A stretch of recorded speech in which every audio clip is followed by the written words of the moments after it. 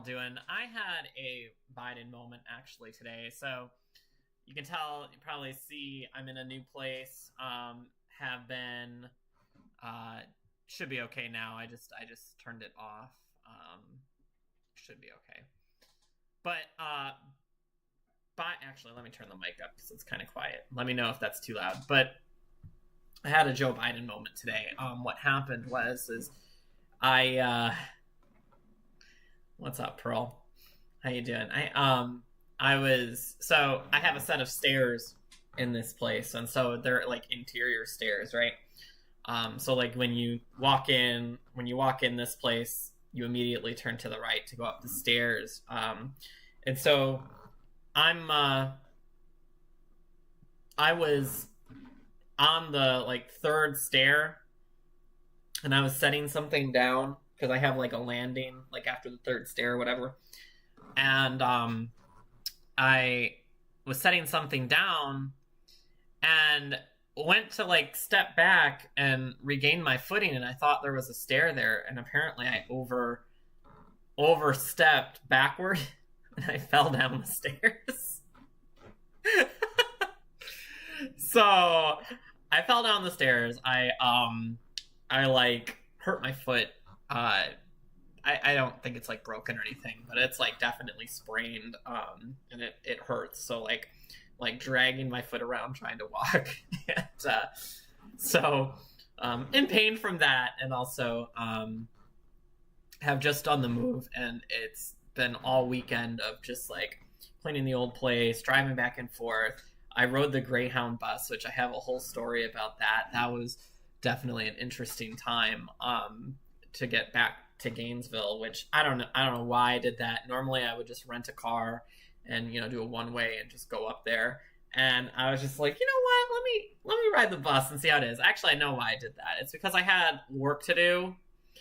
And I was like, okay, if I get on the bus, it'll just give me like 5 hours of just being able to work, right? Like instead of because I'll be able to use their Wi-Fi on the bus and just like kind of go unimpeded. And then, they're supposed to have outlets, and I have a whole story about that. I'm actually hoping to do like a midweek stream, see if I can get Starlight on and we can talk about a few topics and everything middle of this week. But yeah, that's a whole experience that I could have lived without. No, Pearl, I haven't. And yeah, the move's okay. I still am living in a sea of boxes at the moment. But I'm getting through it. It's not as bad as it was, Friday and yesterday. So, making progress. And still got some more progress to do. So, I'm going to try to, like I said, we'll see how it goes as far as how long I stream tonight. But because I'm in a little bit of pain, and because of that, I may, I don't know how long I'll talk tonight. So, got a few topics to go over. Of course, there was some stuff that happened this week. But Harvey had put in the chat that she wanted me to talk about this. It's a little bit older, it looks like.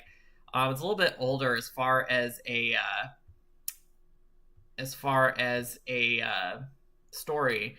But she had mentioned the internet I pulled up this story from Crone, which I don't know what this is. It says the internet is oven roasting Greg Abbott over new human trafficking awareness video. So let's find out what's going on. Many are pointing out Texas' ongoing migrant busing campaign in response to an anti-human trafficking video cut by the governor. So there's Greg Abbott. Texas Governor Greg Abbott is being dubbed a hypocrite by some on social media after posting a video promoting Human Trafficking Awareness Day on Wednesday, many opining that the Republicans' busing policy transporting thousands of migrants isn't reflective of the goals of the annual campaign. On Tuesday, Abbott took to Twitter to encourage his followers to wear blue on Wednesday to raise awareness of the fight to end human trafficking. He shared a video message in which he recognized January as Human Trafficking Prevention Month, followed by a letter posted on Tuesday highlighting his initiatives against the crime. Texas will continue to lead the fight against human trafficking by educating the public, cracking down human smuggling at our border and supporting survivors of human trafficking, Abbott said in the 55-second clip, in which he wore a dark blue suit with a brighter blue tie. Again, I think when they add editorialization like that, like they have to fill a word count, and so they just say that. They just say like what they're wearing or what they're doing or, you know, whatever. Like it's just all like stupid. Like, you know, they're just trying to fill a word count, it feels like to me, because this is really a non-story, as we're gonna find out. This is about Twitter again. It's just always about Twitter. That's all it is. You know, like what? I'm sorry. Like you probably have, you know, I'm assuming that you just take an instant 5-point dip in IQ if you even use Twitter. Like, I felt my IQ raise when I got rid of my Twitter in 2020, like by 5 points. That's probably true. I'm just saying. But, you know, this week, the governor's response against child exploitation. Grace is also hosting its 3rd annual week of prayer to end human trafficking. However, Twitter users were quick to note that the governor's efforts to bus migrants from the Texas border to blue states have been considered by some as a form of human trafficking. You definitely get today's Hypocrite of the Day award, as if we've forgotten about your Christmas time human trafficking of migrants, commented one user. When's the next bus leaving, hypocrite? Asked another. Guy who puts migrants on buses and ships them off to D.C. in the middle of winter without proper clothing for the sake of scoring political brownie points with the bubbas down south is suddenly an advocate for human rights, a different user tweeted in response. Okay, let's talk about this first.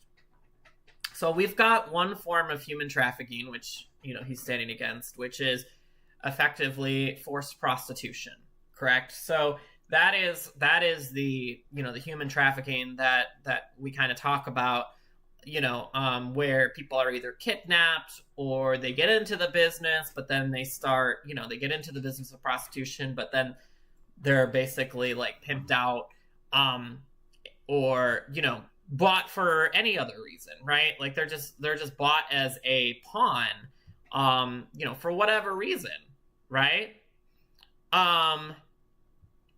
That's what human trafficking is, and that's what, you know, the governor is standing in response to. Like, he's saying, you know, we shouldn't be doing this. Now, the sad thing is that this is, you know, I mean, it's a business. It's unfortunately a profitable business for those that engage in it.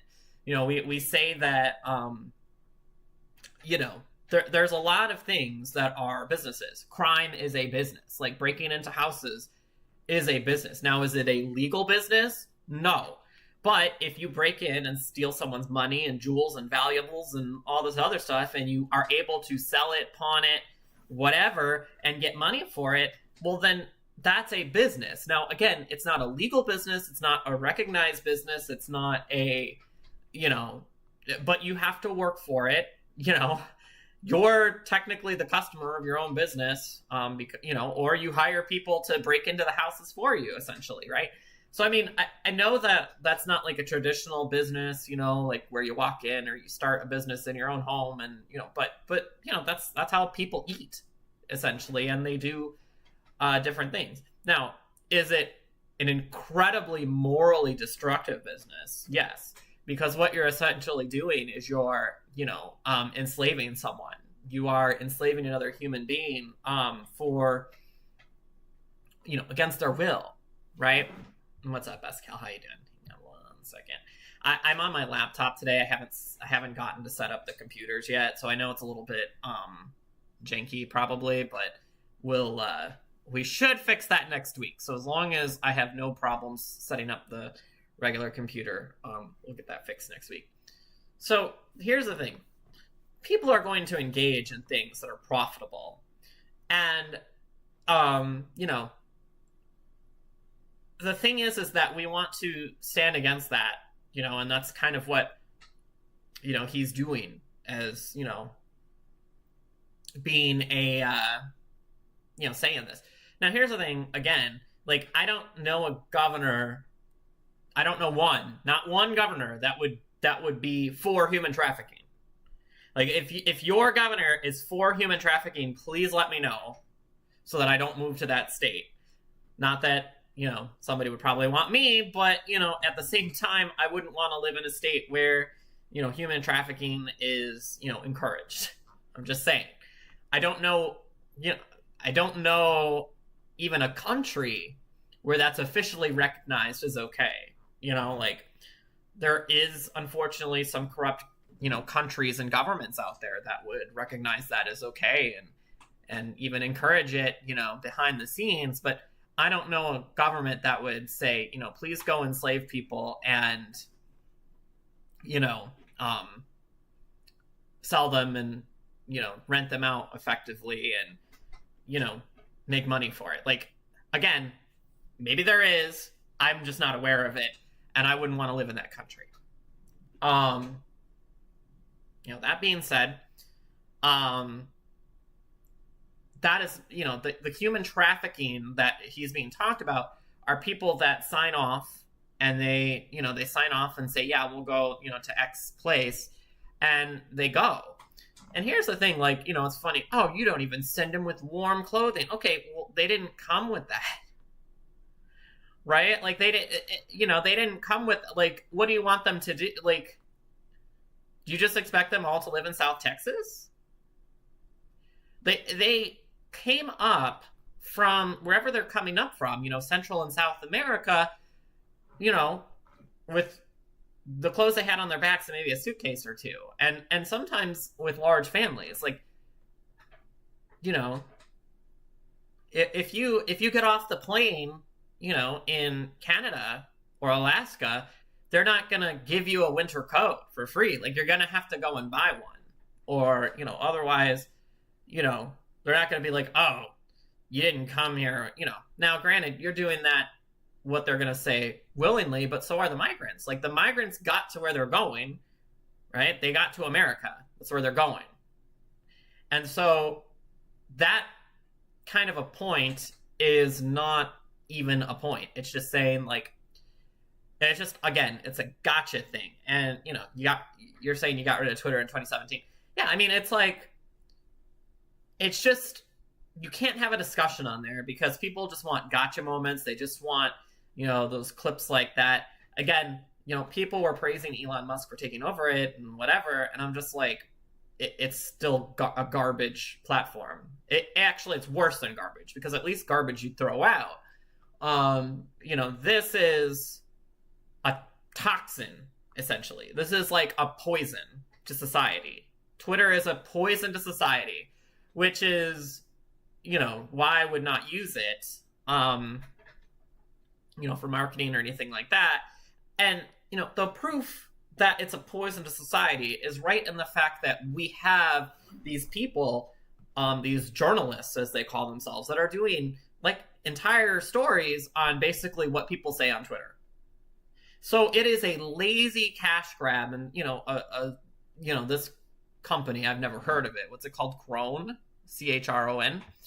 Probably paid some person $500 and is like, write this story for, and this person probably wrote it by typing in Twitter, looking at responses to Twitter, and that's it. That's all they did. They earned $500 or whatever, and they call that journalism. It's not journalism.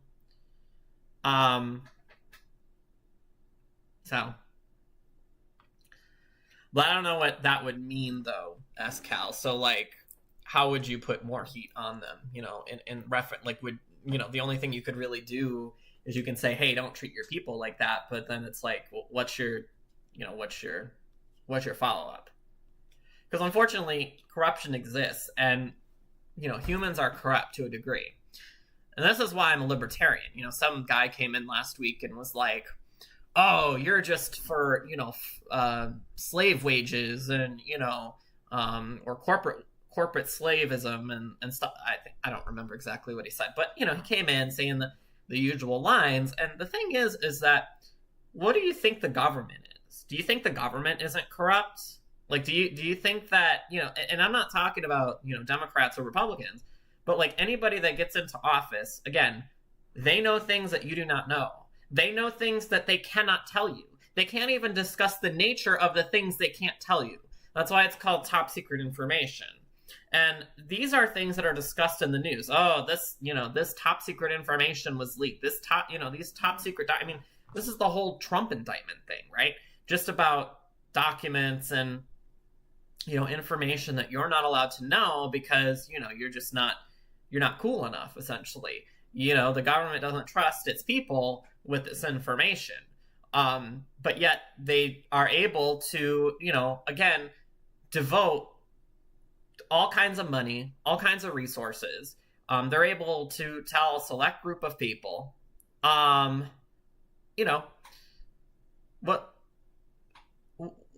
would I rather have a centralized, corrupt government that could effectively hold you at gunpoint or, face you with prison time if you don't do something that they want you to do? Because that's just law, right? I mean, that's just law. Like, you can be forced to do something that you don't want to do or that you don't agree with because it's a law, and it will be enforceable.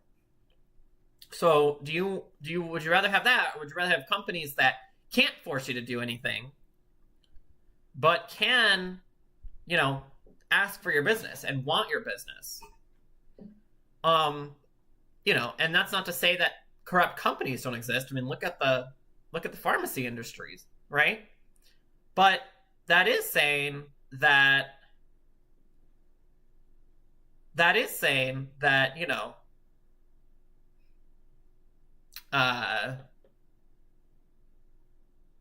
I would rather have power not centralized. And so that's why I'm the way I am. But, they don't really recognize that.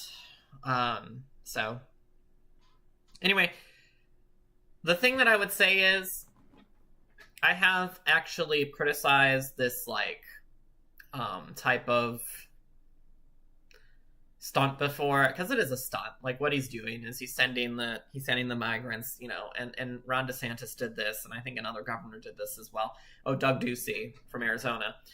We're sending migrants, across the country into, mostly left areas, or what they would consider to be left, and kind of overwhelming their systems and being like, hey, this is the taste of what we have to face every day, and you guys, are the ones that, want to praise them and all this, and it's always like, okay, well, I get it, like, I get what you're trying to do, but it is a stunt, and instead of, wasting money and resources and time and, on this, let's devote those resources into stopping this. You know what I mean? Like, let's devote our resources. And, not to say that they're not doing that as well, but, it is a little bit of a stunt. And it was kind of something that made a lot of, Republicans and, I guess right-leaning people, again, quote unquote, kind of get behind and say, oh, he's putting it to those leftists. So again, it's kind of like a gotcha moment, but at least it didn't go through Twitter. So, but yeah, I mean, the equation, the false equivalency of, human trafficking, of, literal slaves,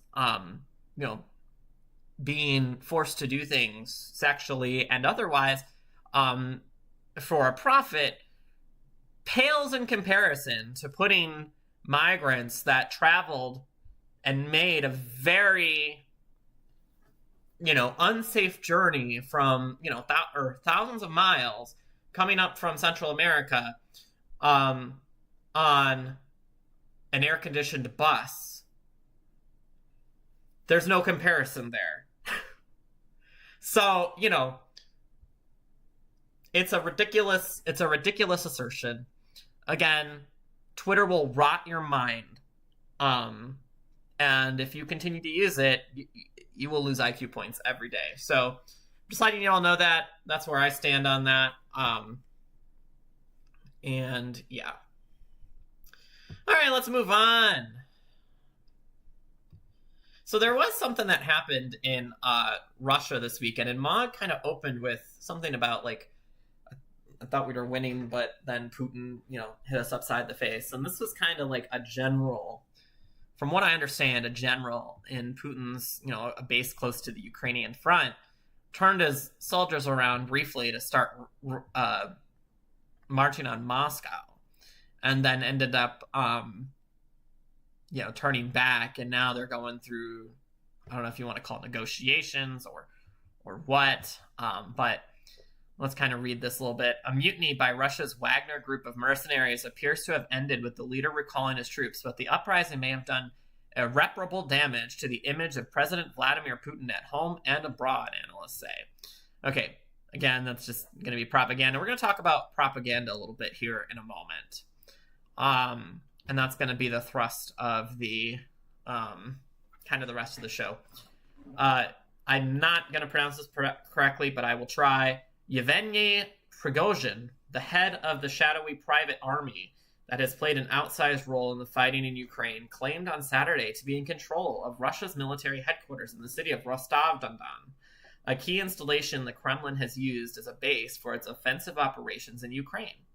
Wagner forces then began making their way toward Moscow in what looked to the outside world like an attempted coup d'etat.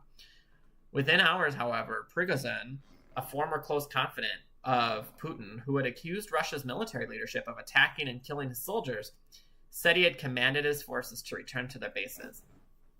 Alexander Gaboev, director of the Carnegie Russia Eurasia Center, says despite the apparent end of the mutiny, the Russian leader will undoubtedly be weakened by the strong challenge to his authority. He will try to compensate by making the regime even more hands-on. Gaboev told NPR. The regime will become increasingly more repressive at home. Former U.S. Ambassador to Russia Michael McFaul says there's no doubt that Prigozhin's mutiny weakens Putin and raises doubt about his ability to continue to govern Russia in an effective way. So I don't know. I've read this article before stream.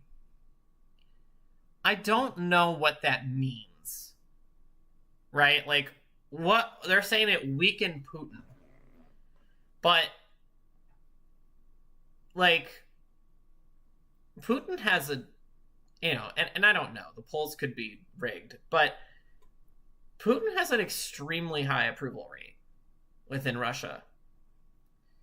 And a lot of, again, the polls could be rigged, or they could be, like, kind of afraid to put out, certain data. But you can actually go on, even on Twitch, there are Russian streamers. And I know of two that I follow. There used to be a really, I actually used to compete with one for a couple world records, like, many years back, and I still follow him today and still go in and talk to him. I don't understand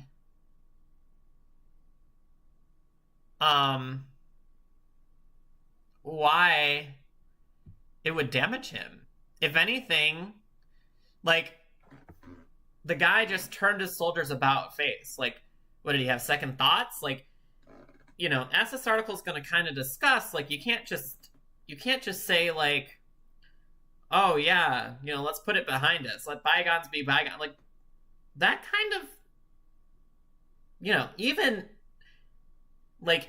if it's all propaganda that we hear from Russia and about how they are and everything, like, it's still not a person that is, Putin is still a ruthless guy, right? Like, he's not like, he's not somebody that's gonna put up with mutinous individuals, let's say. And, if anything, Putin kind of reminds me of, like, Hillary Clinton, except he actually is the president.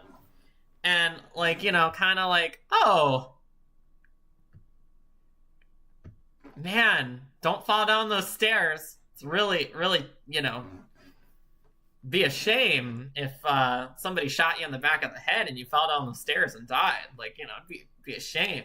Like, that's the kind of way Putin reminds me. Like, because I've, and you don't just, do that, and then turn your forces around, right? And these are mercenaries, so it's a large group, but it's definitely not the entire Russian military. So, like, I have to wonder, what are we really hearing? Like, we're hearing this talk about, like, they just kind of turned around and went home. Like, well, they just get bored, they just not want to do it, like, that kind of a thing. But, mercenaries, they're basically, paid soldiers, right? Like, they're not really officially part of the military, but they're paid, as an outside group. So they specialize in something usually. And so your military is always going to be stronger than, or at least if you're smart, your military is going to be stronger than your mercenary force. Your mercenary force is there to do a job, whereas your military is there, also to do a job, but also as a power, as an asset, right? So, it's kind of like comparing, like, your, it's very much two different things. Like,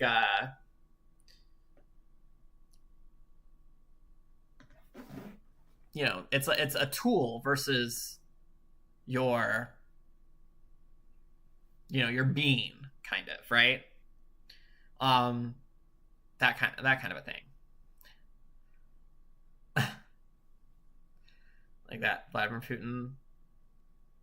Well, that's the kind of, that's, and you got to remember it's a conservative country, so they raise people based on a lot of family values and whatnot, and so that's not to say like Russia's great, Russia's awesome. It's just to say, like, because it's conservative, like, it's very much not going to have a lot of compassion and whatnot. It's always going to have a little bit of I shouldn't say because it's conservative, I should say because it's more stringent on rules and whatnot. Like, you're not going to be able to get away with a lot of stuff like you can here. Like, Black Lives Matter protest would not fly there. It would be shut down immediately.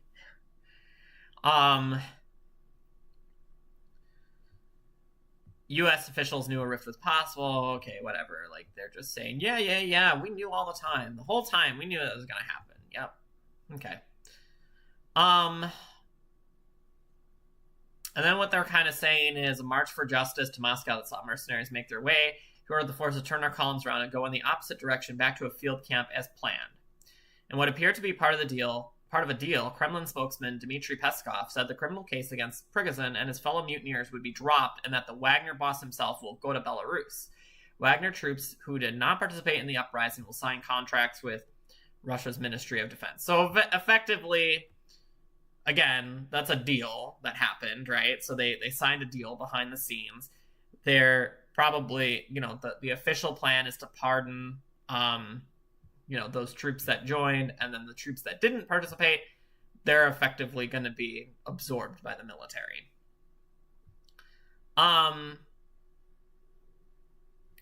One thing we know for certain is that Putin's authority is irreparably damaged. Like, again, you haven't said how or why.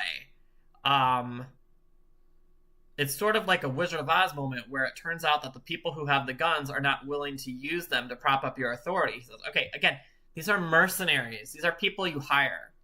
So as a business, you can say, to somebody, like, I don't want to do that business. I don't want to do that. And you have some power to effectively do things, but the thing is like, when you're in a country like Russia and you do have the guns, as this article says, you're gonna, you can't just say, no, I don't want to do that after kind of siding with Putin and probably have done some business for him before. Like, you can't just like be like, oh yeah, I'm not going to do that anymore. That's, that's boring now. Like, so you gotta show some force. It's kind of a strategy thing. Are people in Moscow and St. Petersburg going to be like, oh, we can rise up against Putin? No, they're not. And I guess what they're trying to demonstrate is that there's a crack in the wall here, but they're trying to say like there's a crack in the wall and maybe like more of this could happen. I just don't see it because again, this one failed effectively, you know? So anyway, this happened and I thought it was, you know, I was like, oh, yesterday I heard about this and I wanted to get it in, you know, I wanted to get it in on the story, and then this kind of happened and I was like, okay, well, this isn't as, you know, interesting as it was, but it is still something that happened and I figured we could discuss it. So let's see. People you hire, they're going to get a bad review on Musk. Yeah, see? Yep, 1 star.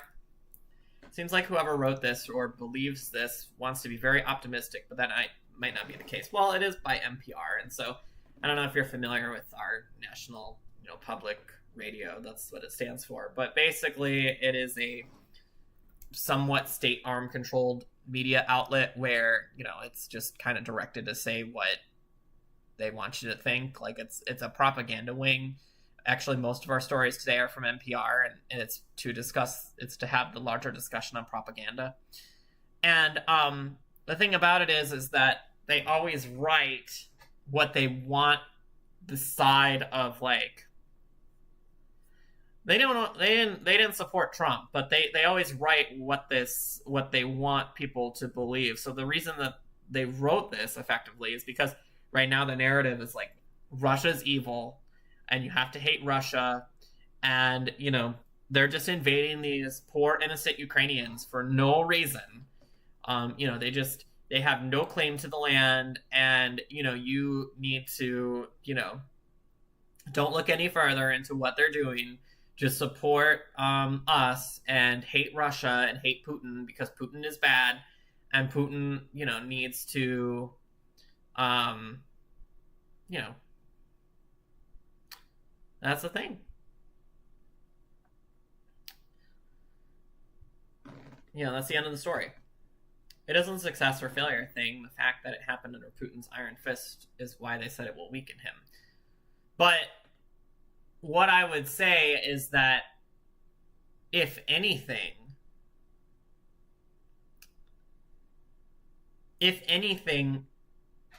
they disbanded before they arrived, right? So it wasn't like there was some riots that happened in Moscow and then, you know, everything was kind of, you know, like there was a chaos for a day and then, you know, it went back to normal. It's like they kind of just started marching toward Moscow and it was all worked out before, you know, before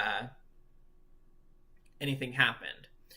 So to me, that's just saying that, you know, he's probably quietly saying, because it was them. It wasn't like there was all this failure and then like Russia had to like stand up and kind of, you know, like, you know, repair the cracks in the foundation.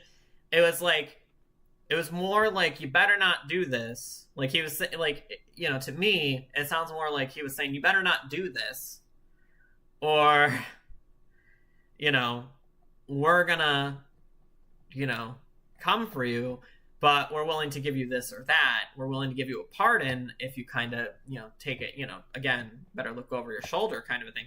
Like, to me, it's almost like, it almost makes it look, and this is probably what the propaganda wing will be saying, is like, oh, look at these, you know, because, again, we're not Russian media. So to me, it looks like, oh, you know, an opportunity for Russian media to be like, look at this. Our great leader Putin has, you know, negotiated with these, like, you know, ruthless mercenaries or these rogue mercenaries that wanted to, you know, attack our capital, and, you know, has disbanded them and sent them off to Belarus while, you know, he kept you safe again. Like, again, it's just propaganda, you know, and, you know, Russia doesn't get as much outside news as we would have access to. So, you know, to me, it looks more like an opportunity. I'm not as I guess, technically as smart as these people. But, you know, it is what it is. Well, again, like, you know, we don't know that the polls are correct. But, yeah, he does have a high approval rate within his country. All right, so I want to give you guys an example of propaganda, and this is a very clear example of propaganda that NPR is gonna give you, and I want to discuss that for a little bit because it's very important in the way that you look at things and the way that you and we kind of covered a propaganda story last week as well, but this one really has it like blatant, like right in front of your face kind of a thing, and I want to read this because this is a you know, an abortion story. Obviously, we know NPR is trying, you know, they really disagree with the Dobbs decision. They want, you know, to be they want to be pro-choice, and they don't agree with that. So they're going to put out different stories, you know, to make it look like, you know, the evil Republicans, you know, just, you know, hate people and they don't like, you know, poor people and all this other stuff, you know. So I want to read this to you and, you know, and just talk to you a little bit about the propaganda and how to effectively, you know, recognize what it is and look at a story critically, because it's always going to be filled with this. So the title of this story is "They Tried and Failed to Get an Abortion. Texas Family Grapples with What It'll Mean." Have this baby, and I will help you. For decades, Tara Herring has been making this promise to the pregnant women of San Antonio. She runs a crisis pregnancy center called Allied Women's Center out of a small house a few miles from the city's downtown. Women often come here for free pregnancy tests. When those tests come up positive, Herring and her volunteer staff try to dissuade them from pursuing abortion. I feel like if you talked a woman out of an abortion, you owe her more, Herring says. To these women and all the others who walk in her door, Herring hands out things like formula, food, baby clothes, and cash. Someone needs a high chair, she finds one. Coming up short on rent or an electric bill, she writes a check. Herring says her clients' needs have gone up in the past year. In one recent month, she gave out 3 times as much money as she did the year before. Much of Texas is at least 300 miles away from the closest abortion provider. And the state has felt acutely the impact of the Supreme Court's decision last June to end the right to an abortion. Some experts estimate there have been at least 25,000 fewer procedures across the state since that law changed. For at least one woman who wanted but was unable to have an abortion this year, Herring has been a rare source of help. It's not enough. More pregnancy means more people in need. So, okay, so they're going to go on about this, and, you know, she gives out advice and diapers and, you know, all kinds of, you know, whatever.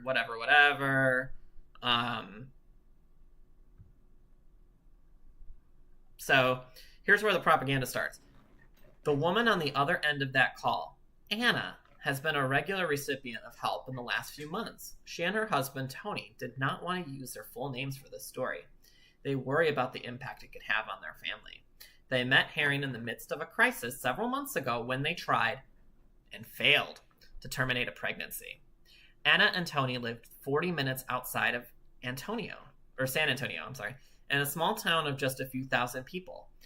They met in high school in Los Angeles, both second-generation immigrants, 6 years ago, seduced by the promise of cheaper living and adventure. They picked up their 3 kids and traded the California big city life for that of the Texas countryside. We kind of went with it, Anna says, standing outside the house. Now we're here. Things haven't gone as they imagined. They used their savings to move into a 5-bedroom house on a farm. They bought some animals. But with Tony working full-time driving a truck, the farm life turned out to be tough.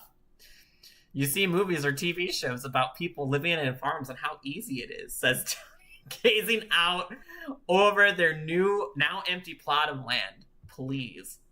They made it work for a few years. They'd wanted a big family, and the babies kept coming. 6 kids. All boys. But then COVID hit, and Tony lost his job. When it rains, it pours, Anna says, and it started pouring on us. Without cash coming in, the couple couldn't maintain things on the farm. Systems started failing. The washing machine is one of many appliances that needs fixing. Piles of laundry overflow baskets on their upstairs landing. The air conditioner broke. Tony's truck broke, dimming his work prospects even more. The hot water heater broke, leaving them no way to bathe the boys. Then last winter, Anna found out she was pregnant again. It just happened. Like, it's just like just like the Christmas Story, right? Like, you know, some angel came to her and was like, you know, you're gonna have another baby, and she's like, wait a second, why me? And they're like, you know, well, because you were the chosen one, of course. Like, that's you know, that's how it happens, guys. Or, you know, the stork was like, you know, just came and was like, hey, I'm gonna show up in 3 months with a baby. That's how it happens. Like, she's a victim. She's totally a victim, guys. She's a victim of circumstance. Like, look at all these things that happened. The washing machine broke. You know, the hot water heater broke. The air conditioner broke. Tony's truck broke. Tony's truck, guys. All I could think about, Anna says, I need an abortion because there's no way I can deal with everything going on right now. The thought of taking care of the boys and having another baby was terrifying to her. She has 6 kids. She has 6 kids. And having another one is terrifying, guys. It's terrifying. It's just... holy crap. Can you think of anything more terrifying than that? For many Texans, the closest clinic offering abortion access is in Albuquerque, New Mexico. Getting there from San Antonio is at least 8 hours by car. That trip was prohibitively expensive for Anna and Tony. They reached out to a nonprofit that offers funding for people in this situation, but even with financial help, they couldn't make it work. Anna was facing driving by myself, getting the procedure done, and driving back home by myself. I guess Tony can't go. I guess he can't go, guys. Let's take a look, actually. Since I just rode a Greyhound bus, we're gonna look at Greyhound. We're just gonna look. And we're gonna say, oh shoot. That's not that far. So we're gonna say San Antonio, Texas to Albuquerque, New Mexico. Okay. And, you know, she's not working because she's pregnant. So we're going to just say, we're going to say on July 5th. And we're just going to see how much it is. And she's going by herself. She doesn't even need her husband. Okay, $180. Okay. Let's see if it's any cheaper. Oh, wait, we need a round trip, don't we? Oh. Wait a second. I would never do this, by the way. Oh, that's why. Okay. I don't know why we can't just fly. Like, okay, it's $360. So I don't know why we couldn't just fly. Let's just go on kayak. And we'll see. Oh. So I just got my stuff in here because that's the last thing I was looking for. We're gonna say from San Antonio to Albuquerque. Round trip. I'm doing this for a reason, by the way, guys. I'm doing this for a reason. And we gotta go with the cheapest days. So we're gonna go with one of the green days. And we're gonna go on a Tuesday. Okay. And we're gonna come back on a Friday, we'll say. We'll see what happens.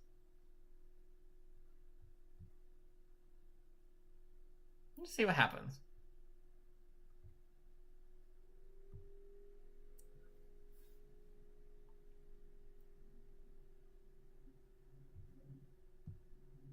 Okay. So, I realize Spirit isn't the most glamorous airline, but, like, that's not bad. $263. If we want to take someone a little bit, better, United, Delta, they all do it. I mean, $347, guys. $347. Or how much? Let's see. Cost of raising a child, 2023. Let's see.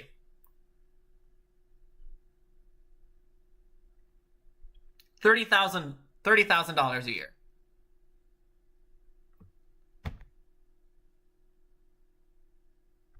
I don't know, guys. Even if I add in the abortion cost, which, let's just say abortions are not that expensive. So let's just say it's $1,000, which is actually kind of high, I think. I think it's between like $750 and, like $1,200 or something. So like, okay, so that's kind of like the median. Let's just say that. Let's just say a hotel in Albuquerque, for some reason costs like $150 a night, which should be less than that, but let's just say, and it takes 3 days. Okay, $2,000 at most.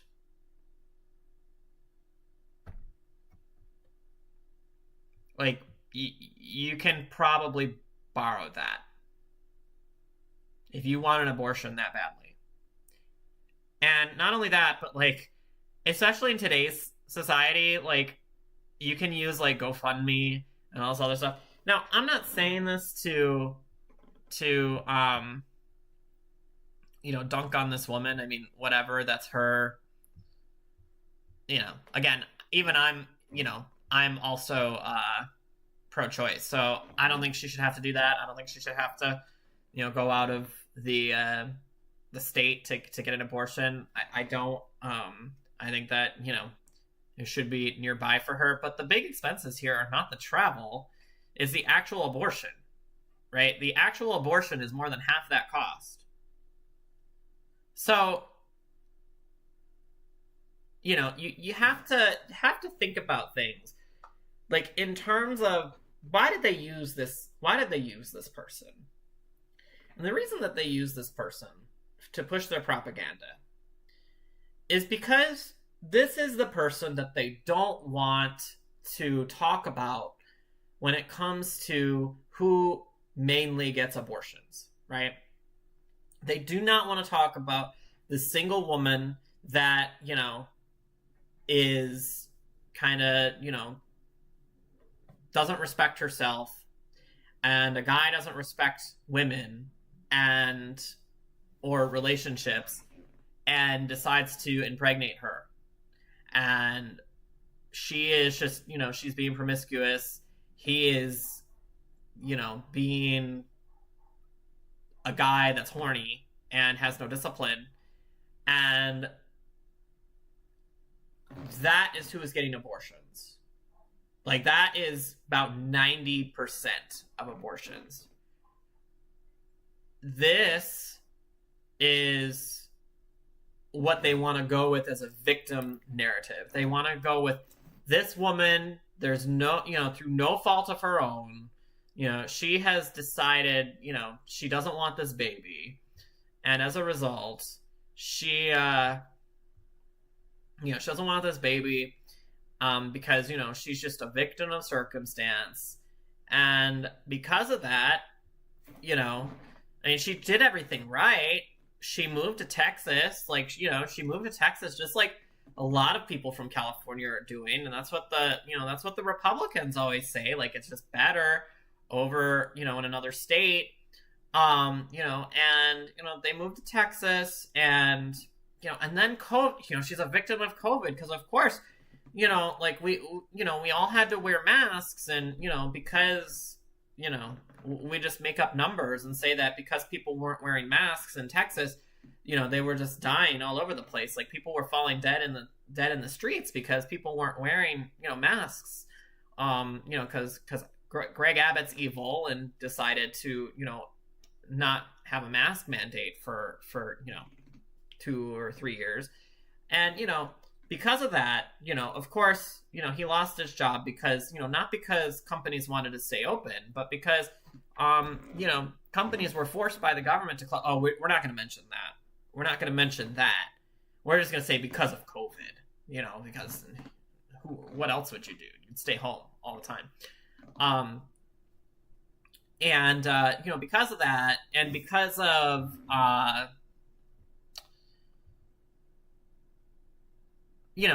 because they bought some animals, they're landowners with a farm, guys. They have to take care of animals, and they have to they had to do that. They had all these obligations. I mean, they had washing machine, and then their life just turned upside down. Like, just out of the blue, they turned upside down. They used all their, even though they had 3 kids, right? They had 3 kids. They decided to use their entire savings, apparently. They used their savings to move into a 5-bedroom house on a farm. So they have 3 kids. They have a savings, right? Now, I don't know what they were doing before, but the thing is, to put a down payment on a house, let's say, especially a 5-bedroom house, even on a farm in Texas, just let's say they were putting down, 10% on the house, okay? And the house will a 5-bedroom house would cost far more than this, but let's just say it was $250,000 on a farm, okay? So they have land, but I'm giving them the benefit of the doubt. So they have $25,000 saved up, right?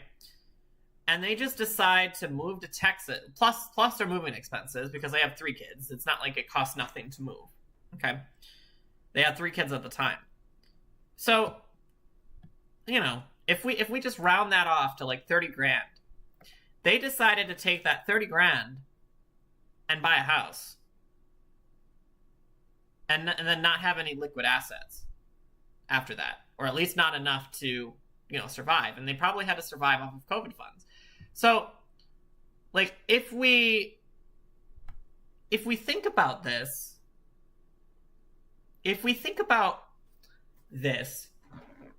we have to ask ourselves, even if you disagree with me and you say they are a victim of circumstance, like, that's a lot of things that happened, the government should have shut people down in COVID. Like, even if you disagree with me on all the points that I made, right?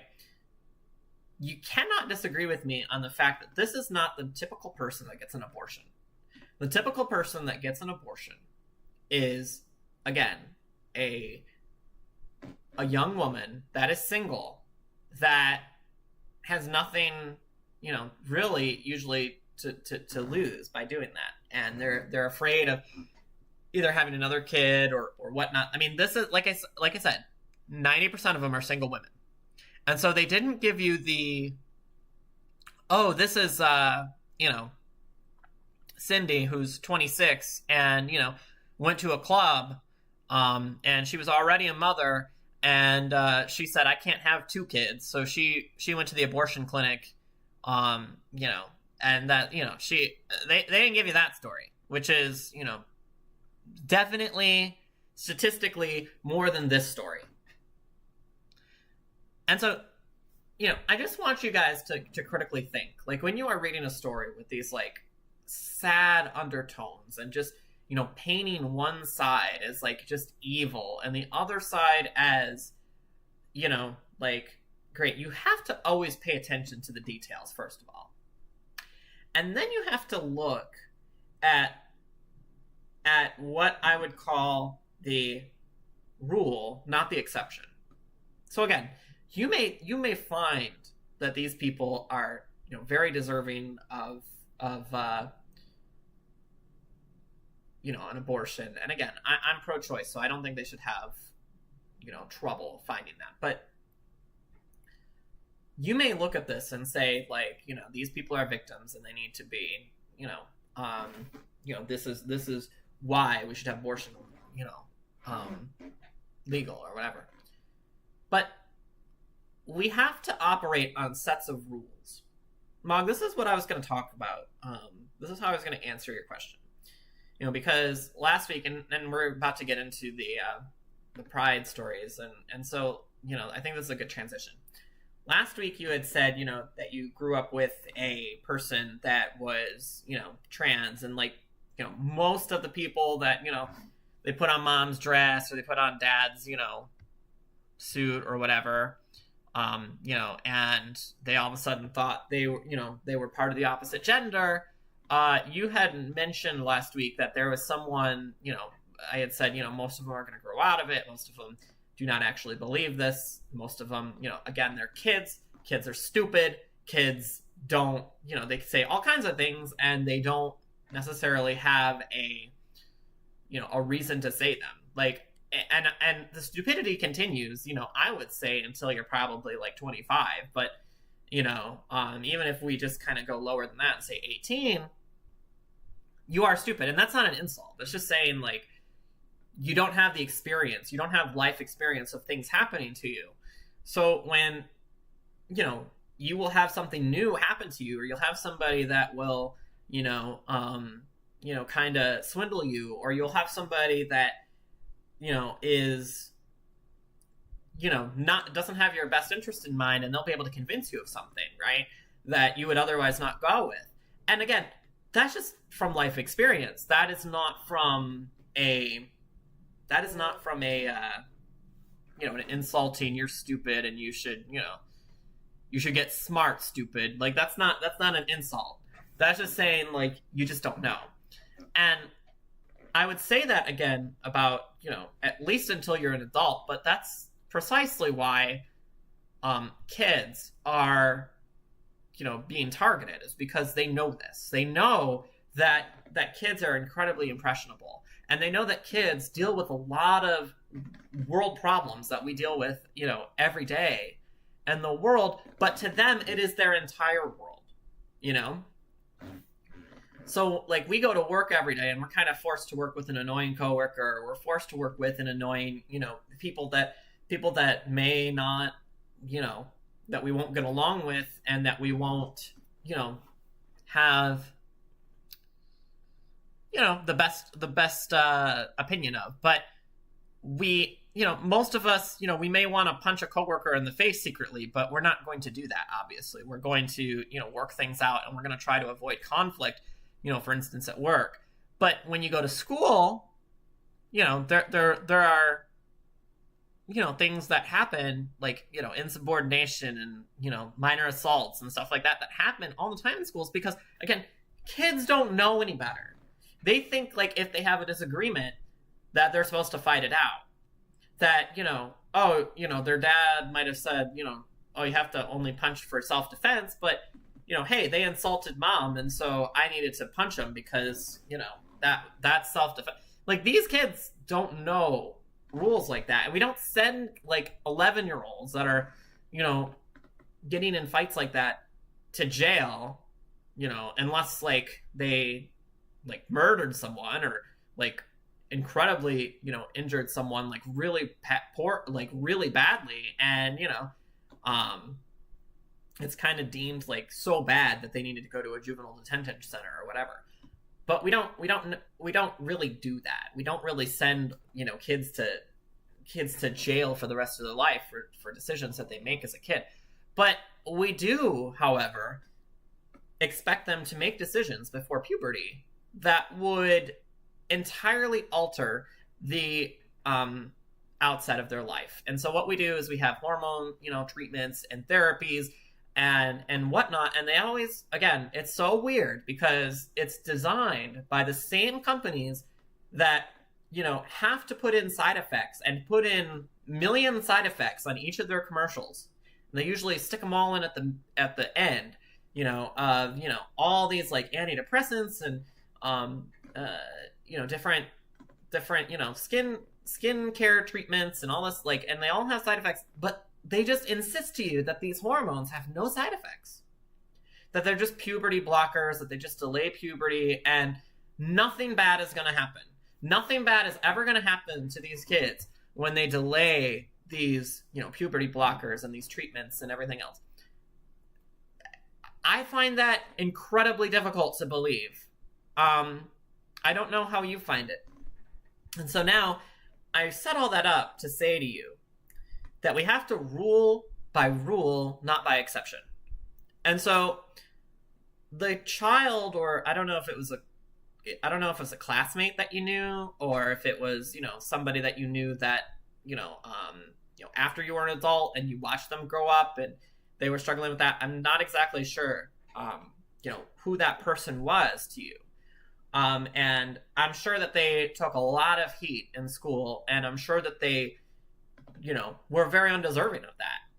But, when I say we have a rule, like we have a certain rule, like there's a certain pace, for instance, in schools where you kind of take the average. Now, for me, I learned a lot faster than the average. Like I was, pretty, high on grades, but there was a lot of people that I knew that just weren't.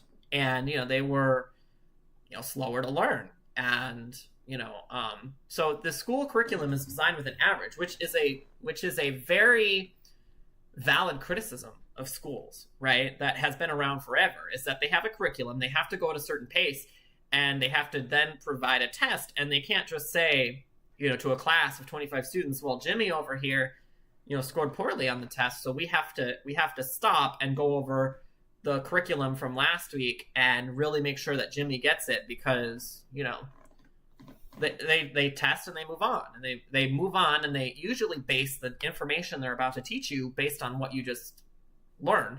And if you don't understand that, then unfortunately a lot of times you're going to be left behind. And again, that's a valid criticism of the school system, and why I would encourage people not to use the school system and to go with either a private school that will do that, or at least do that on the side, or homeschool. But anyway, to get off of that, we have these rules set up because they are there to, protect and help everybody else, the majority, the vast majority. And then we have people that fall into the minority, like your friend, and those people need extra help, and they need extra guidance, and they need, whatever they need. And so, to me, this is kind of what we have, we have to address as something on the side. And we have to say, I just told someone this, and they were having some confidence issues. I was talking to this guy, and they were having some big confidence issues. They had gone to Iraq, I think it was Iraq, and I don't know exactly what happened, but shrapnel was on the ended up coming up and hitting his eye. And so he ended up losing his eye. Okay. And so, ever since he's gotten back, and like he's been with, he came back and he's with his wife and everything. And one of the things that he was saying was, I don't feel attracted, even though my wife says, I'm incredibly attractive, and, I'm sexy to her, and, everyone I talk to, doesn't, I go into public, I go into a store, I go into, wherever, and I know I'm being looked at, because, he said he doesn't want to wear an eye patch because it's uncomfortable. But when you don't wear an eye patch, you have your eyelid there, like your eyes closed, and there's like, nothing there. So there's obviously a huge difference, and you're gonna notice that. Like if you look at someone's face long enough, you may not know precisely right on time what they're experiencing, but you will know eventually that they're missing an eye. What I said to him was, you have to, first of all, and one of the things he said was, my wife's supposed to say that, right? Like my wife is um, my wife is supposed to, say that I'm attractive, but I'm not, I don't feel attractive, right? I, you know, and he thought, and I said, so first of all, I said, just because something is different or unusual doesn't mean it's bad. And that's what I've always said, about me being gay, for instance. I've always said, I've always thought of it as different, but not bad. It's not a bad thing that I'm gay. It's just it's different, And it's just something that I've always, I don't go around and tell people, hey, I'm gay, ha ha ha. I don't do that. I don't feel the need to differentiate myself. I don't think a lot of people at poker know that the people that I regularly play poker with, they don't know. It's none of their business. And I do realize that I have what I would call a Valley Girl accent. So a lot of people automatically may know or may have a clue that I'm gay, but I digress. But, I said, first of all, different is not bad. You are going to be looked at because that is not something that you see on a daily or even a monthly basis. You don't see someone missing an eye generally. And if you do, a lot of times, they're wearing an eye patch, so you kind of know, if you see someone in public, you're not going to be staring at their eye patch and be like, are you missing an eye? You're not going to do that. But if you're not wearing an eye patch, it's very visible. People are going to see that, and they're not going to know right away that you are missing an eye. Something's going to be off to them, but they're not going to know what it is until they kind of look at you for a few moments, right?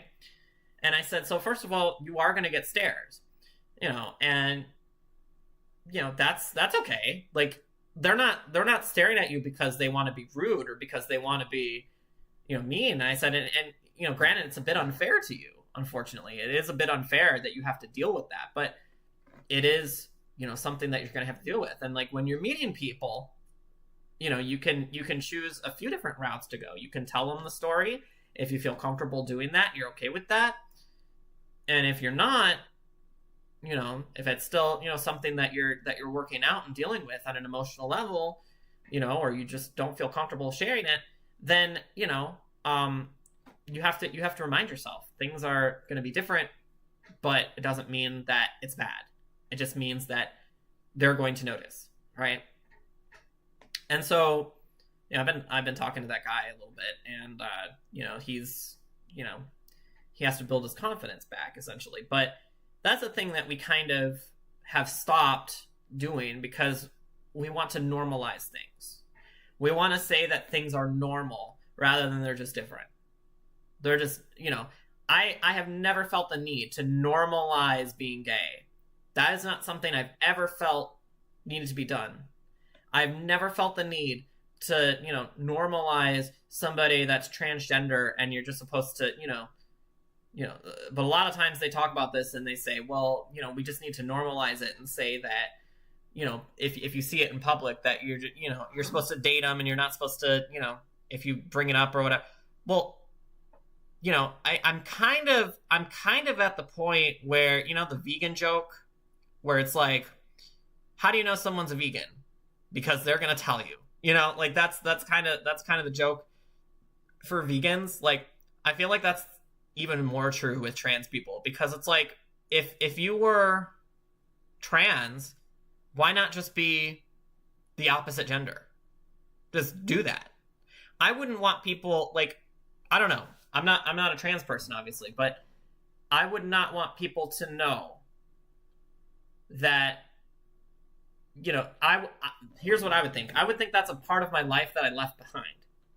If I was transitioning or had transitioned, unless it's for a legal purpose, if it's for a legal purpose and I have transitioned, and, I had to answer about something I did 4 years ago, for instance, I would just try to introduce myself as the opposite sex.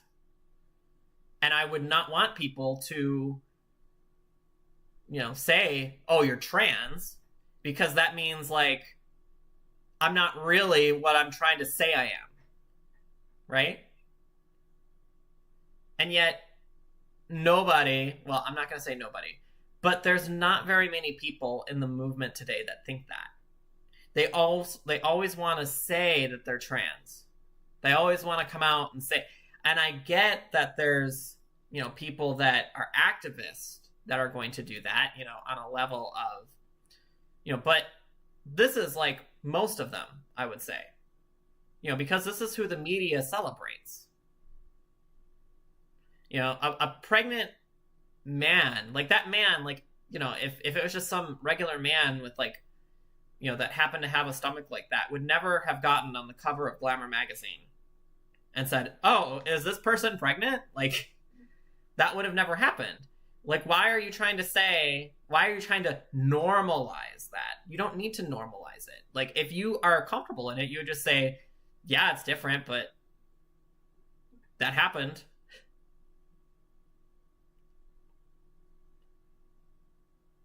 So, and that's not what they said. Instead, they went into the whole, like, oh, it's hurtful. Like, when people don't think that I'm this way and people don't think, it's like, why? If you're comfortable in who you are, you don't need people to acknowledge that you are a certain way. I mean, one of the things that I remember a lot is, back in 2003 and 2004, when I was, figuring that whole thing out, a lot of people would be like, you're not gay. You just, you have, like, kind of an issue, or you just, you have, some kind of fetish for men or whatever, and it was always like, no. No, I've never looked at a woman and thought, oh my gosh, I'm sexually attracted to that, or I want to be with that. So I've never, as far as sexual attraction, no.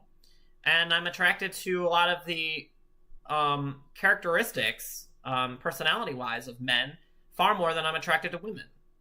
I could go into I could do a whole show on why I'm more attracted to men than women, and what I find in men that I don't find in women. Not to say that the characteristics that I find in men to be attractive that are absent in women, that doesn't make women bad. It just makes me like certain things about men more, right? But, that being said,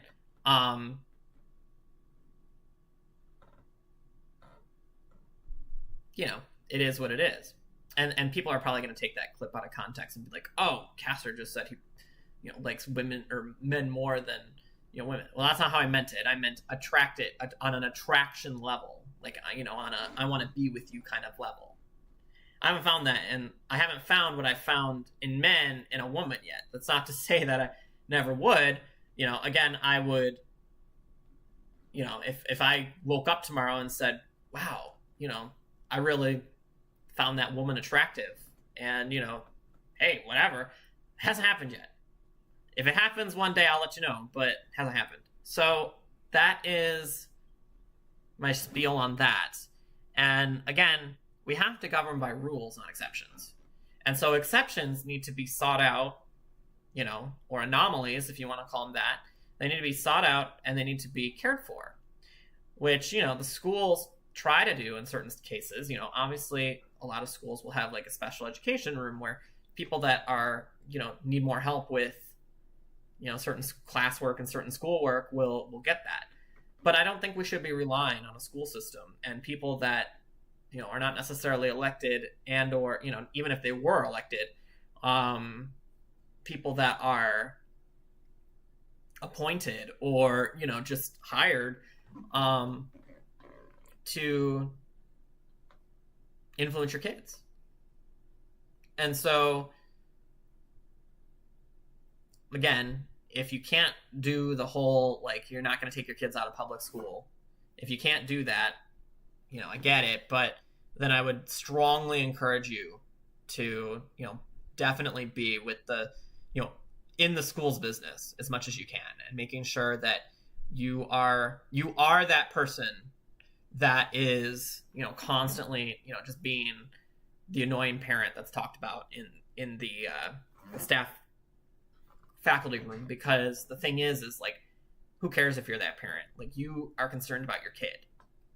So you want to make sure that you know what's being taught to your kid, the level that it's being taught at, how they're doing in school, you know, whether they're a good student, bad student, whatever. Don't take bias on your kid. That doesn't mean you just, you know, praise your kid and your kid never does anything wrong. It just means that you you know, you have to you have to be that annoying parent. That's all I'm gonna say. I'm not even gonna repeat that because you'll just clip it. You've heard it here first. Yeah, no, that's not what I said. That's not what I said. Never said that. Never have I said that. I just said my preference for, you know, being with someone in a relationship or sexually. I don't know if you even want to call it a preference, but my orientation is not for women. That's all I'm saying. All right. First in the nation gender-affirming care ban struck down in Arkansas. A federal judge has permanently blocked the country's first law banning gender-affirming care for minors, signaling a victory for Oh my gosh, I don't know. Hang on. Let's see if I can say it all. Okay.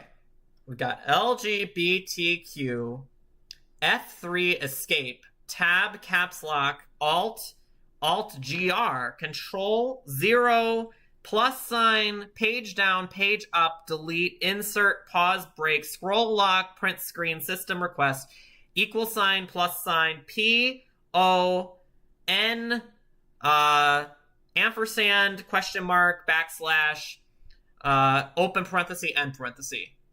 Did I get it all? Did I get it all? I'm not sure. Please let me know in the chat if I said all of it or if I missed something. I just want to make sure I got that.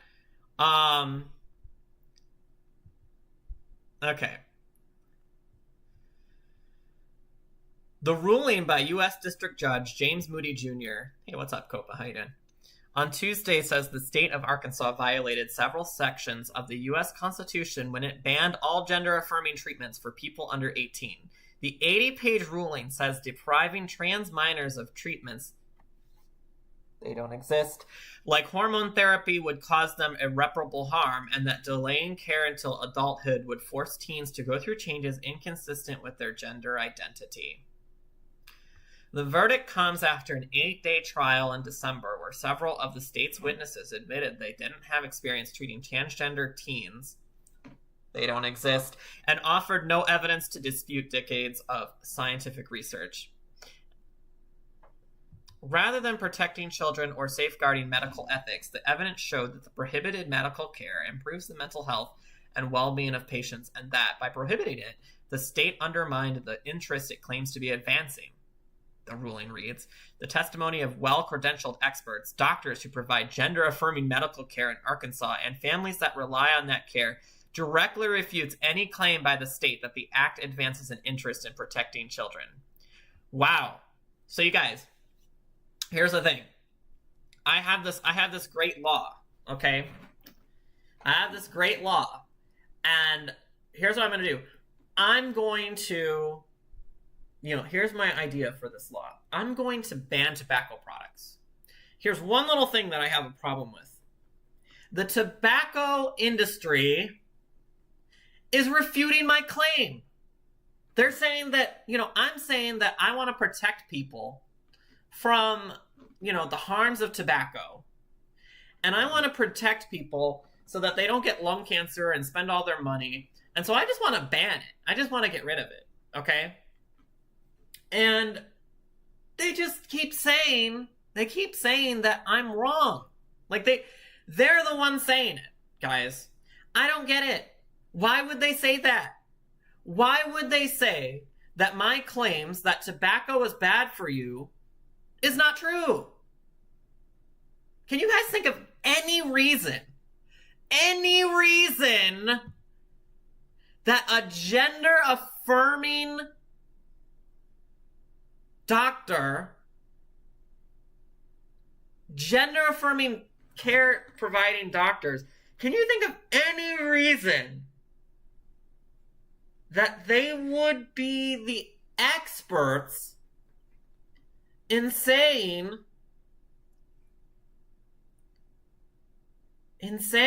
that, you know, it's not something that's necessary. Like, we shouldn't ban it. Huh. I just can't think of anything. I just can't think of any reason. Oh, I know a reason. Money. They're some of the most profitable treatments, actually, that they actually admit this in medical studies. They're very profitable for people. And these companies are able to, you know, say that they are. So I don't really believe that, you know, I don't know. I have trouble believing this testimony from, you know, the doctors that provide this care for these kids. I don't know. Of course, the ACLU brought the suit on behalf of the families of teens and 2 physicians. Judge Moody previously blocked the law days before it was set to take effect in 2021. So yeah, the ACLU is messing around because, you know, that's all they do is they do lawsuits and, you know, try to get things reversed. I'm so grateful the judge heard my experience of how this healthcare has changed my life for the better and saw the dangerous impact this law could have on my life and that of countless other transgender people, said Dylan Brandt, a teenager and one of the plaintiffs in the case. I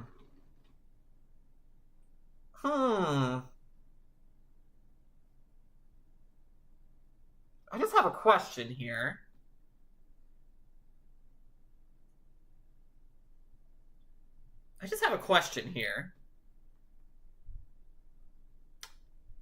You guys ready for my question? You guys ready for it?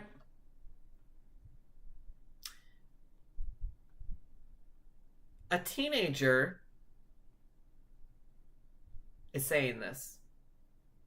We're not, you know, maybe I thought it was the doctors that they said that were, you know, the ones that are front. We're talking about a teenager. Now, you remember what I said a little while ago? How kids are stupid? Remember when I said that? You also have any of you seen the have any of you seen these like detransitioner stories where these people like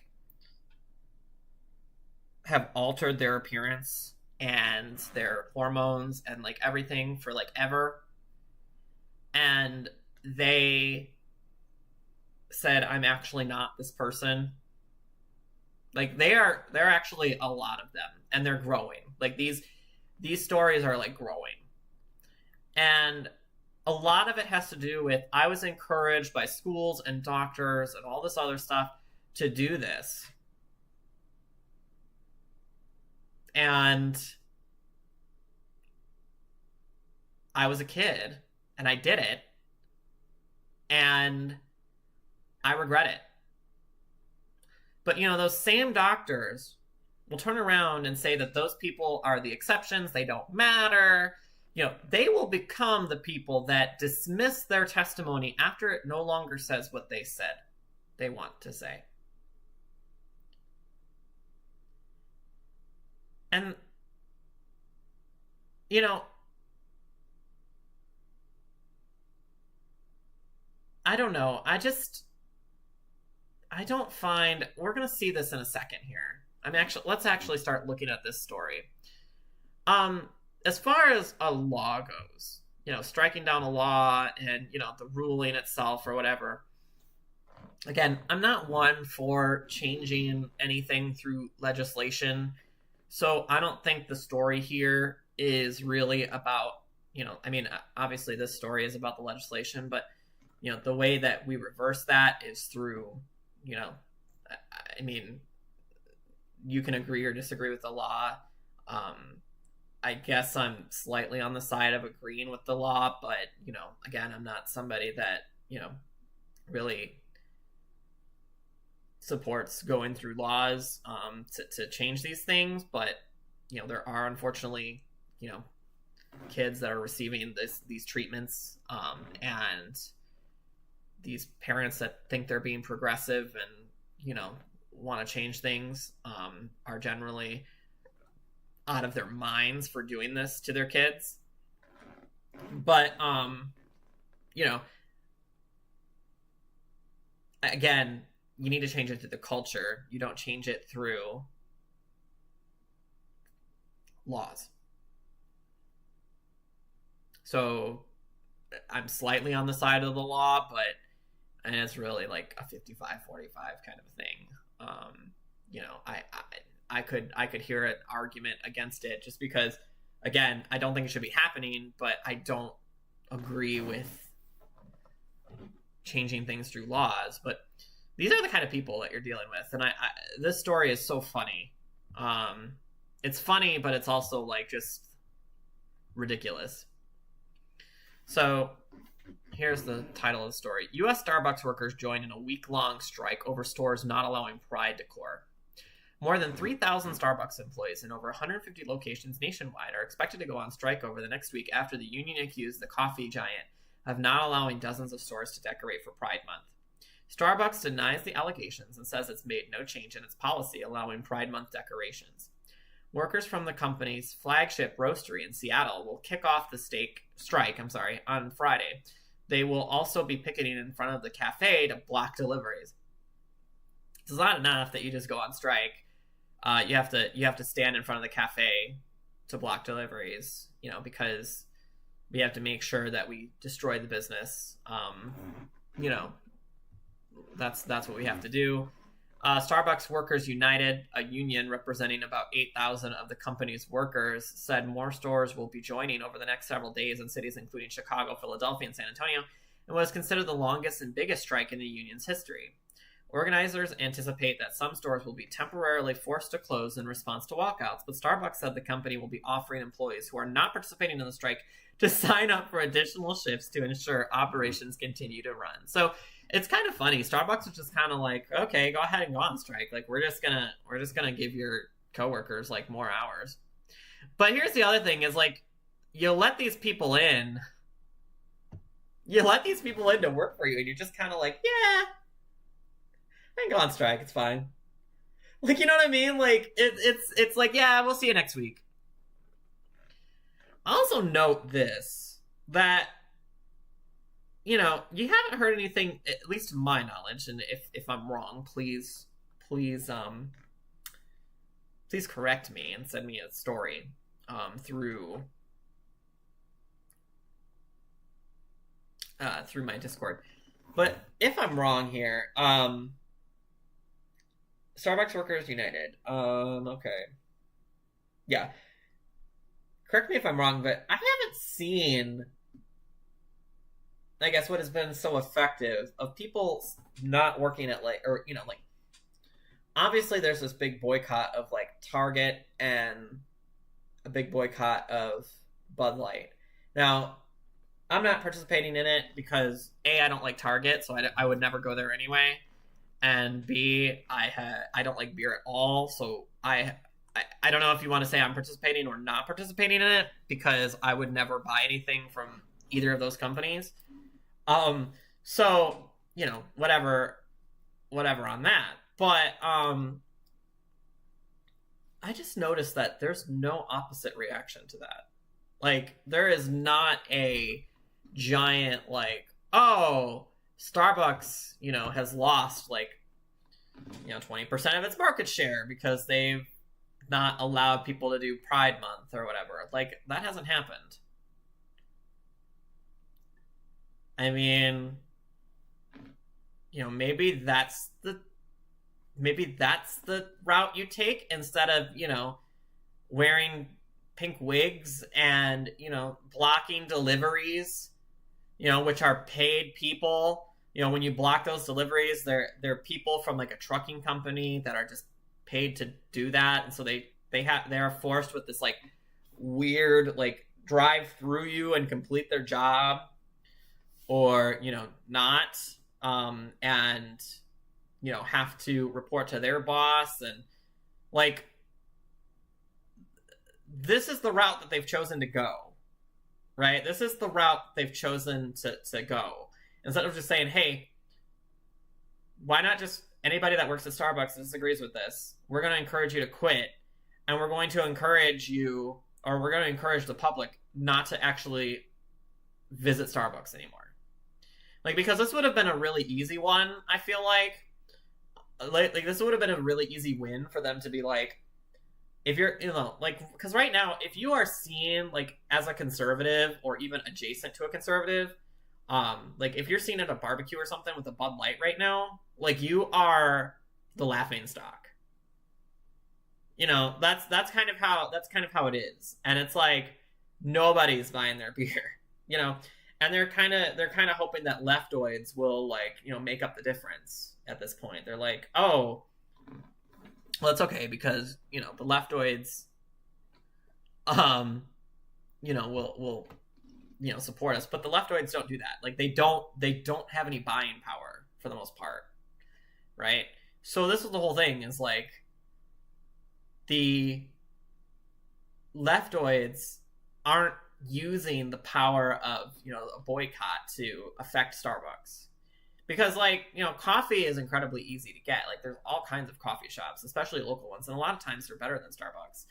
And yeah, so it's really easy just to switch, from going through, morning Starbucks here to, somewhere else. But I don't know, I haven't been to Starbucks in a long time. I haven't been to Starbucks in definitely pre-COVID. So I don't know how it is now, but I don't know. I'm just saying, like, maybe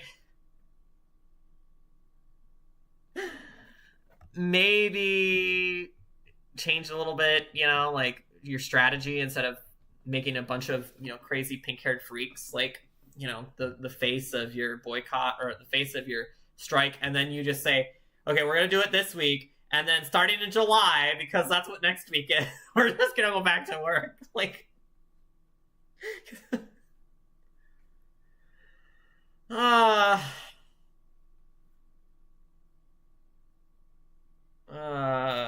don't like coffee at all, actually.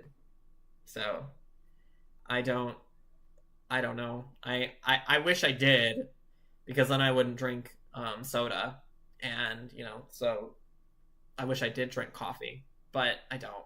And, like, anytime I'm forced to meet at a coffee shop, like, I usually either get a bottle of water, because most coffee shops have water, or I get, like, some high-calorie foo-foo drink. Like, if it was Starbucks, the thing I would get at Starbucks before was their non-coffee drinks, and they were, like, 1,000 calories each.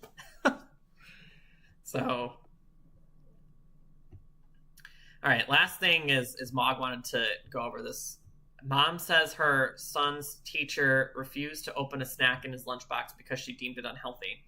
A mom revealed that her son's teacher may have had an unnecessary opinion on the snacks that she packs in his lunchbox. In a TikTok video, Ashley Griffiths shared the exchange that happened between her son and his teacher and voiced her discomfort with someone dictating to her child what they can and can't eat without taking into account that, as the parent, she has already made the decision. I want to know if you think this is something I could raise up at my child's school, Griffiths, who resides in Queensland, Australia, began in her video. She explained that she had sent her son to school with a wrapped slice of cake for him to have as a snack. When he came back home at the end of the day, she noticed that he hadn't eaten the slice of cake, which struck Griffiths as weird since her son has been going through a growth spurt recently and usually eats all of the food she packs for him. So Griffiths decided to ask her son about his uneaten snack, and his answer shocked her. He said that the teacher on duty at lunchtime wouldn't open it for him because it's not healthy, she revealed. I don't remember asking you. Taken aback by the teacher's reasoning, Griffiths pointed out that she makes sure all of the food in her son's lunchbox is well balanced, including packing him dairy products, fruit, sandwiches, cold meats, and a variety of different selections for him to choose from. We believe in this house that it's our job as adults to provide enough food and variety for our son's nutritional needs to be met and to allow him to listen to his body and make decisions accordingly. that means he's allowed to have sweet things sometimes. I know some people call them treats or sometimes foods or whatever. We just call it food in this house. We do not attach a moral value to food. Can we play this? Oh, maybe not, because it's archived. So, okay, so obviously she's on TikTok. She's got pink and purple hair, so she's clearly probably, a reasonable parent. But this is not to talk about her. This is to talk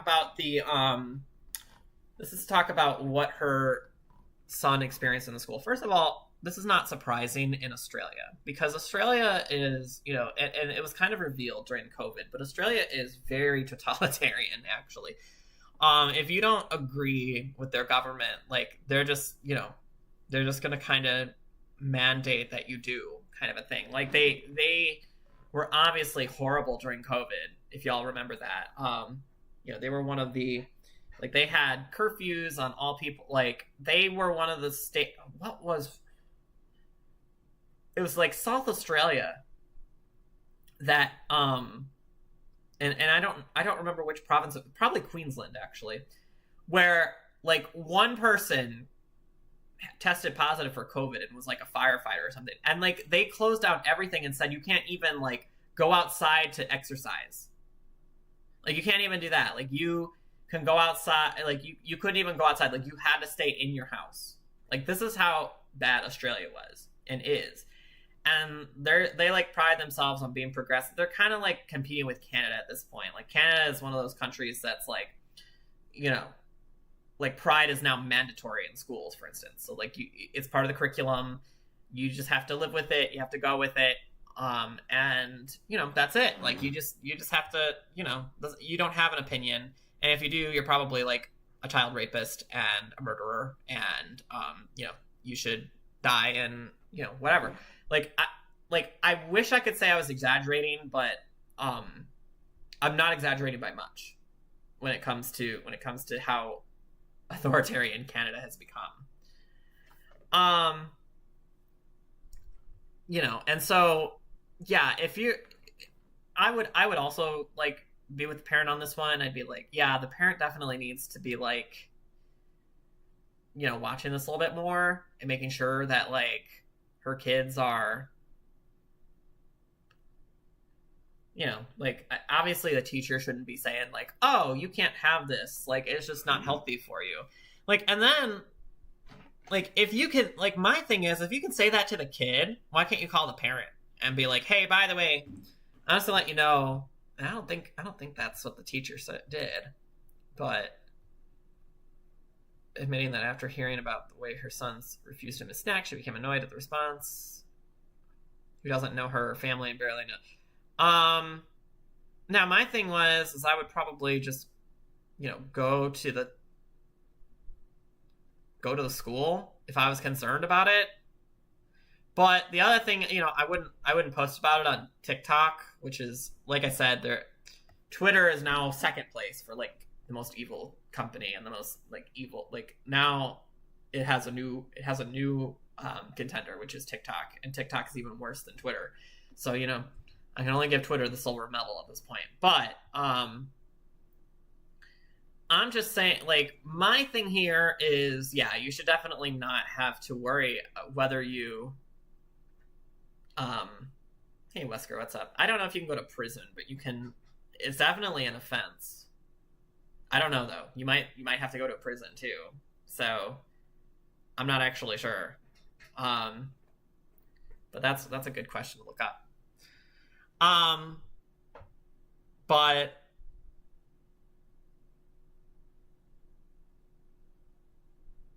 my thing is first of all, what happened to the fat acceptance movement, right? Like, aren't kids supposed to eat cakes and cookies, and you can take up 18 seats on an airplane and only be charged for one ticket?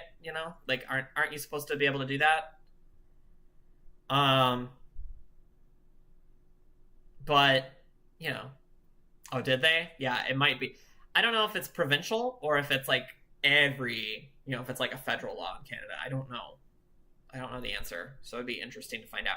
I do know that there have been cases where custody was taken away from a parent for that. like, you know, like you had two parents, you know, kind of fighting custody, and then one parent, you know, would not do that, and you know, or go along with it, and like they were actually denied custody to the child. So I don't know.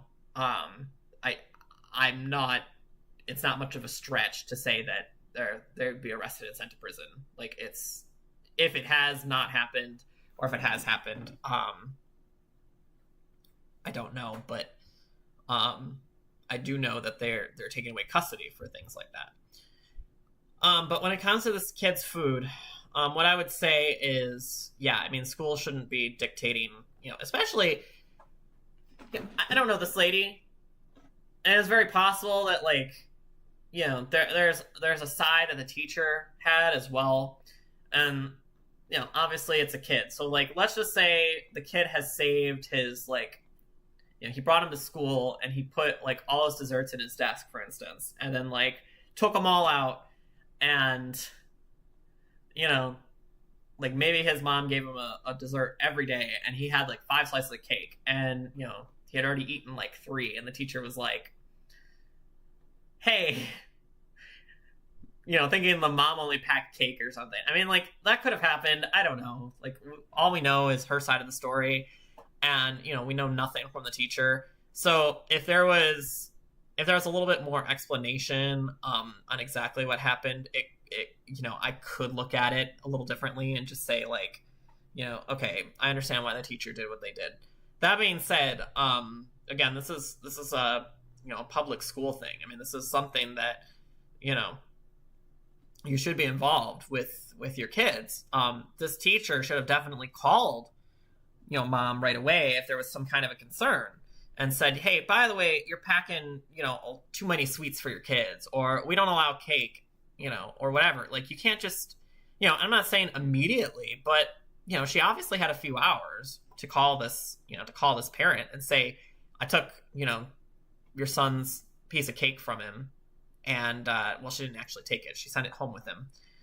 But, you know, like, and I'm just letting you know that, like, you know, looked like too many calories to me, or, you know, whatever. I don't know, you know, but the thing is, like, parents deserve to be informed, in my opinion. So we should, actually, public schools shouldn't exist, in my opinion. So parents wouldn't have the need to be informed, because they would demand it themselves, either through homeschooling or through private school, where they're selecting somebody to educate their children. But I digress.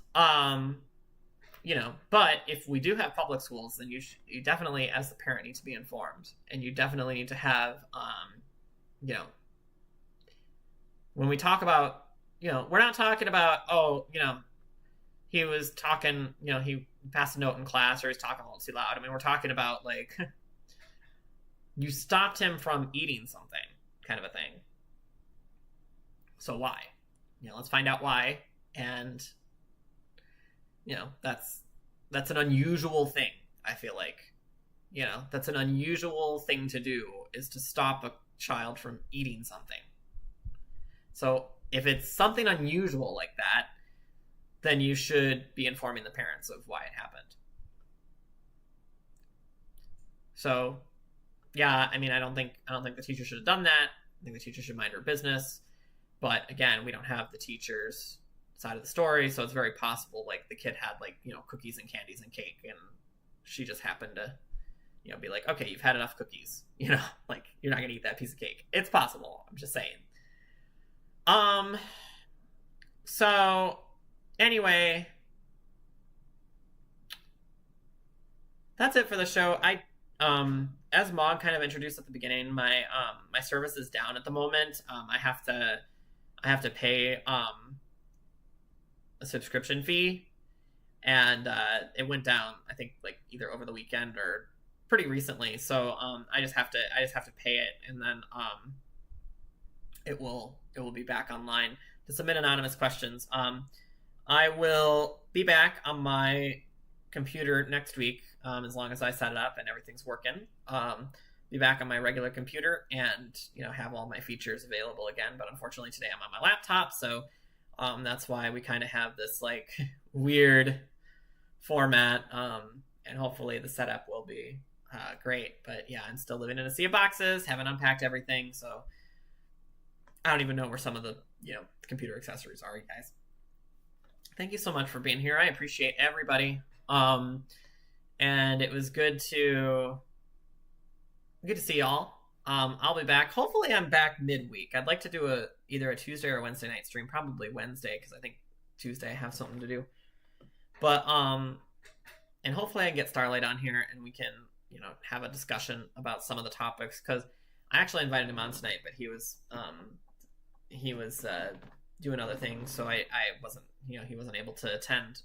But hopefully Tuesday, Wednesday we get, he's able to attend and we get some discussion in. Thank you guys so much for joining. I appreciate it. I will be back. As always, please join the Discord if you'd like, and send me news stories you want to discuss. You guys make my job much easier when you do that. But not only that, I get to discuss what you want to hear rather than what I want to hear. So that is, always a benefit. So you're benefiting both of us if you look up stories that you might be interested in and you want discussed. I generally discuss everything that I get. And if not, I provide a reason. So, you guys, thank you so much for coming, and I will see you all next